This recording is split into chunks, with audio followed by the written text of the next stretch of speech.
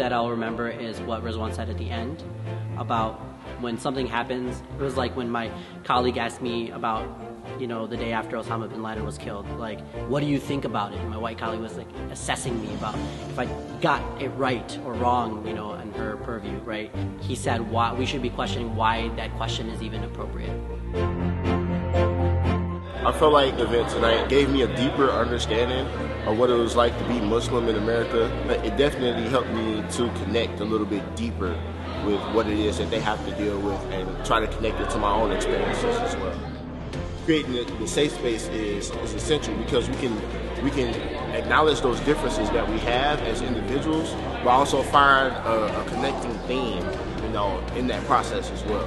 I think it's extremely important to have these conversations because that's where honesty is elicited. If somebody brings something up and it moves the conversation forward, part of what's fundamental to moving the conversation forward is that people will see things differently. If everyone already agrees and there's no banter, that means we're not changing anything.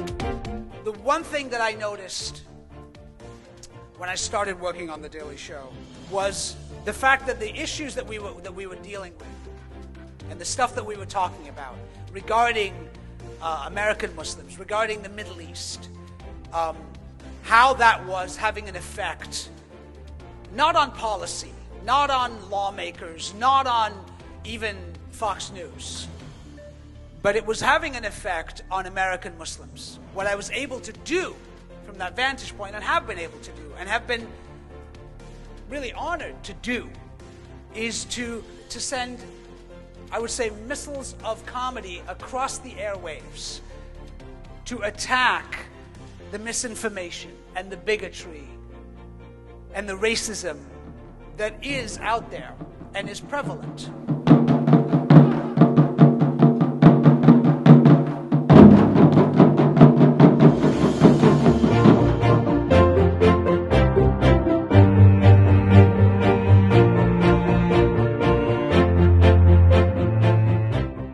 No one's having these conversations, honestly. These discussions aren't happening. And if there's a way we can organize collectively and get people in the room to have that conversation, then that's important. Look, I come to you as an artist, as a performer, as a comedian, as an actor. I'm not a policymaker and I don't argue these things. What I do is I tell my truth, and I tell the honesty of my truth. And the only way to change the narrative is to engage with the narrative. And in order to engage with the narrative, it's not about propaganda, it is about truth. And that requires us as a community looking at ourselves and also presenting our honest truth out there into the zeitgeist.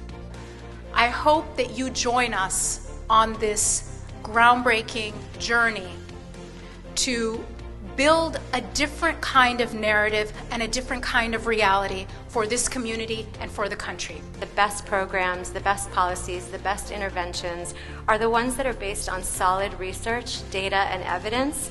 ISPU provides that evidence base for our community. The success for us is that we produce ideas and solutions that make things better for the community.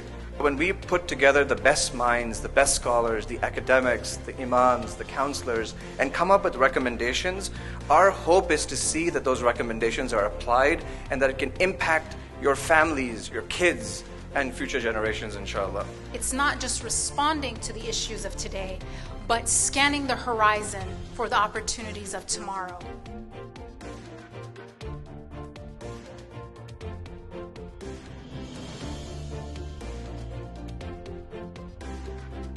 No one's doing the same cutting-edge research, so I feel like it's a right for me to support ISPU. It's important for me to support ISPU, because they're helping shape our narrative, they're helping tell our narrative in a way that is authentic for us, that I want my children and my children's children to have this research.